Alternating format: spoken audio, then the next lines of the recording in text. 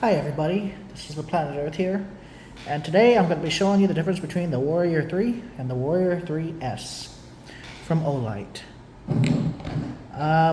Don't mind it, this is the Warrior 3S, this is the Warrior 3. Now both of these flashlights take a 5000 milliamp proprietary battery, and if you guys are wondering why I'm covering up the serial numbers, it's because in the past certain people that have watched videos use the serial numbers for warranty exchanges. So there you go. This is the OLIGHT 5000 milliamp 21700 proprietary.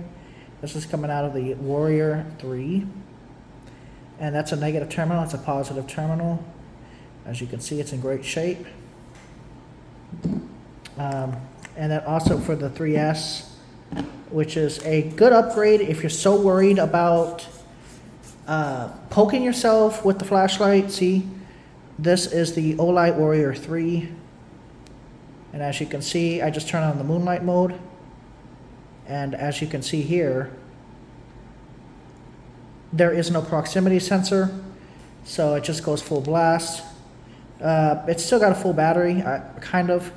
That's what the beam looks like. It's very white, but looks really good, as you can see.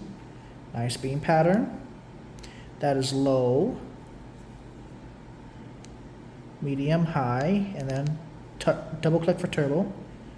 Okay, this just came in the mail. This is the OLIGHT Warrior 3S, and this is moon, low, medium, high.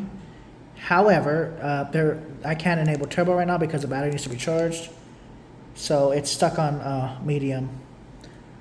But it has a proximity sensor, as you can see here. And to stop the proximity sensor, all you do is this. Double tap. Now, it's just like the Warrior 3, but it's enabled by default so you don't burn yourself half to death.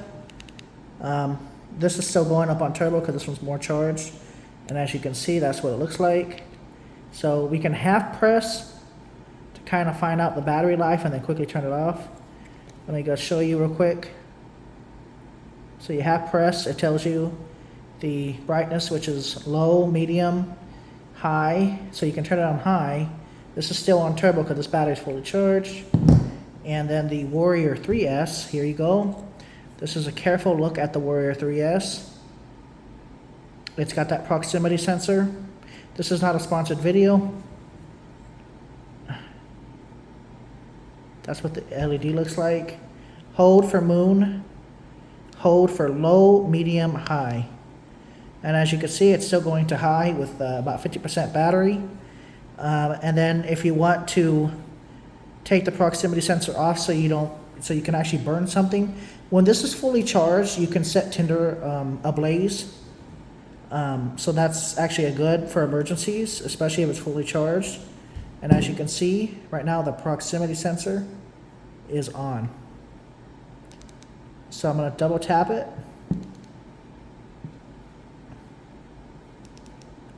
There we go, double tap, and now it stays how it's supposed to be. So that's the Warrior 3S, and then we hold. We're in moonlight mode with the Warrior 3, no proximity sensor. Strike bezel. It's got a little bit of PWM, but nothing major. Alright, so the proximity sensor on the Warrior 3, there's no proximity sensor. And now you can see they're both at the same brightness. Even though this one's more closer to 90 to 100%. And it has that strike bezel, and then the Warrior 3 is smooth. So you can finally put the Warrior 3 in your pocket on the S model, and you don't have to worry about hurting your pants, shorts, scratching the crap out of your cell phone. It's more smooth. I mean, you can still scratch it with this, but that's why you keep it in its sheath. But if you don't want to keep it in that thing, I recommend that you have a dedicated pocket boom, momentary high. And then medium high, as you can see, this black table seems to be absorbing. So that's why it gets really close before it turns off. Then double tap, and now you can do it all you want. And that's how you do it, see? There you go, look at that.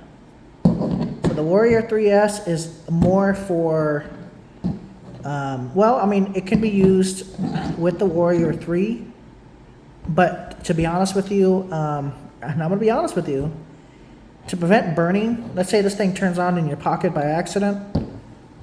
See, look. I'm not actually going to burn my table over this. However, yeah, I'm not going to burn my table over this. On the Warrior 3S, I'm not going to burn the table over this because it will burn it. I'm not going to do that. As you can see with the Warrior 3S, not burning the table up. Thank God, look at that. See? I actually recommend getting this flashlight. It's perfect. It won't burn you to half to death if it's fully charged. And the proximity sensor may save you from getting a really bad burn. And you can also still turn it off for tactical issues. If you're not in an emergent situation, double tap. Once the sensor is kicked on, double tap to turn it off, and it won't turn off until you turn the flashlight off. So you can start doing what you need to do. And careful, strobe mode, strobe mode, strobe mode. 3, 2, 1. Strobe mode. From off, just click. Now they're both on. Don't keep looking. Don't look at the screen if you have seizures. And then moon. Hold for moon. There you go. Now a lot of people have issues with OLIGHTs because they don't have high CRI lights. I don't think that's what OLIGHT is going for. I think OLIGHT is just going for the brightness, low CRI. That's what I've been told. So if you want a high quality LED, and these are high quality LEDs, don't get me wrong. I mean, they're bright, but they're not high contrast, like high quality CRIs, high contrast LEDs, meaning you'll get like a perfect color tone. So something like 45K, 90 CRI, or even 95 CRI color index, you'll be a lot better off. But for tactical use, I mean, is this going to be really your forte in the sense of, do you want a flashlight that has a high CRI in tactical situations or as an everyday carry? Obviously, everyday carry, some people will carry more than one flashlight for high CRI applications, and then one will carry another one just for EDC purposes. But if you're just looking for brightness and a good runtime, then you're going to look for lower emitters, lower high quality emitters. That's the reason why people would prefer like a product like OLIGHT versus like a product like Sulfur, 4000K Kelvin flashlights. The advantages to the high CRI flashlights is the coloring index. Some lights actually do produce accurate colors. So when you're working with like 6500 in these type of lights, or even 7000 Kelvin, I don't know how high these go, but I'm pretty sure it's from 6000 to 7000 Kelvin.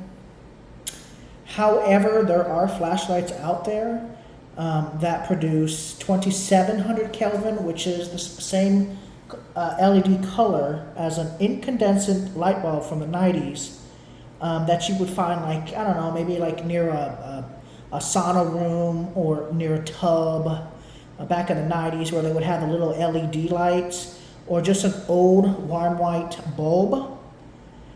In today's society, they use these type of LEDs colors temps, which is from 6 to 7000 Kelvin, 6500 Kelvin, 6700 Kelvin sometimes. And as you can see, there's even different color tones slightly from this one and this one. See how because the LEDs may be the same, but sometimes the color is slightly different depending on the manufacturer, or depending on the date of purchase from the manufacturer themselves on who made that LED. So even though these flashlights are the same except for the proximity sensor, as you can see, there are slightly different color tones. A lot of people that are not well, we call them flashaholics. A lot of people that are not flashaholics don't seem to understand that there actually are LEDs that can mimic incandescent light bulbs. And when you shine the flashlight, it will literally look like an old bulb, like a xenon bulb. You can get like colors of a xenon.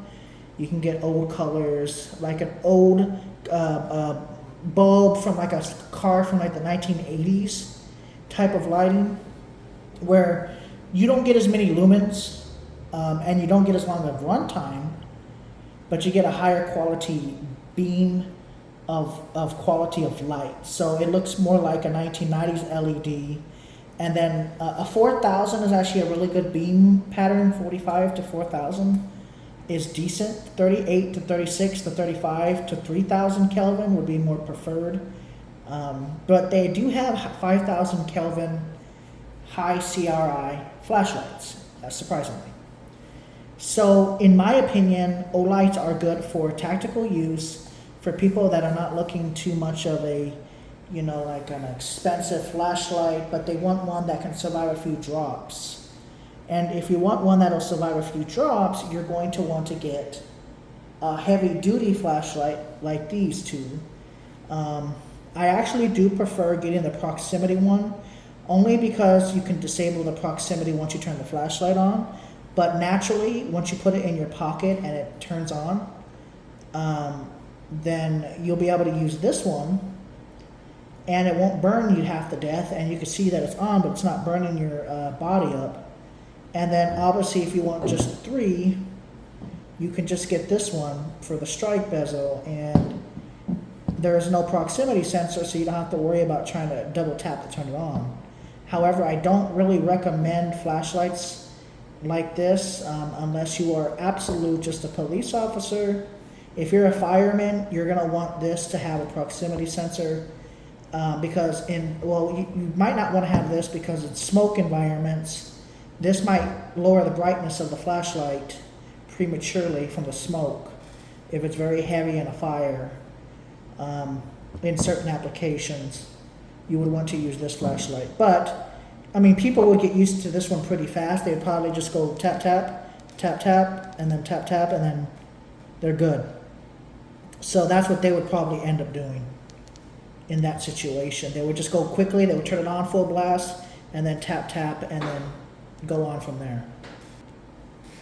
So depending on what your application usage is, I actually do recommend getting an OLIGHT, but if you're looking more for coloring index, as of this video, I actually recommend getting an OLIGHT, not an OLIGHT, a Sulfurn SP IF22A for throw, if you really need a throw. A Throw-Night Catapult Mini, a Catapult V6 SST70 LED, thrower LED, but if you want to go crazy with throwing and still be pocketable, you're probably going to get the Workhorse TS31S. That flashlight has an I forgot, it's a thrower LED, and I'm gonna tell you what, man, those things throw, and it's a reasonably priced thrower, and you can go half a mile, a little bit more than half a mile in your pocket on turbo, and you can be seen from far away with that cool white LED that they use. But if you're looking for more of a tactical EDC, where you don't want the strike bezel always cutting you up in your pocket, you can remove this, sure, you can remove it and get something like this. But I would recommend actually getting this flashlight for the simple fact that it will not burn you if you forget to turn it off and put it on a table, or if you accidentally somehow click it on while it's in your pocket. It'll turn on to 300 lumens, and it won't go any higher than that, so you won't catch a fire. But if you're looking for pure tactical and you need a light right away, you don't want to worry about double tapping, then get the 3. But I actually do recommend getting the 3S. It sounds like an Apple product at this point. Get this one if you're looking for a very good runtime, magnetic charging. You're going to plug that in there, tap USB, it can connect to a computer, chat, charge, wait for it to turn green. Sometimes you might have to redo it, sometimes depending on its mood, but that's with all OLIGHTs. And I recommend getting this one for the proximity sensor. See how it dimmed? Look, see, got brighter. Got dimmer, see, brighter, dimmer. So like I'm shining at you now, it just went dimmer. And back to moonlight mode. So for warranty issues, I'm not showing the serial numbers anymore on these flashlights. I actually got a few phone calls and text messages from the people that I do reviews for, and not for OLIGHT, but for other companies. And they're like, dude, somebody's been using your serial number to get a warranty exchange. So I don't do that anymore. So I actually recommend that all flashlight reviewers stop blocking the serial numbers of their flashlights, because people have been using the serial numbers to either get a free flashlight or to get a free warranty exchange, and the flashlight companies are starting to catch on to that. So try blocking the serial numbers. Anyways, so I don't know which flashlight that you would get if you had to get one of these, but I do like it mainly because of the fact that you can do this. You can just click. It's off right now. You can just click once and it tells you I drained the heck out of this. It has about less than 50, it has 50% or less battery, and it's on low, medium, high, low, medium, moon, low, medium, high. So hold for moon, and that's moon right there. See, it's just one lumen right there.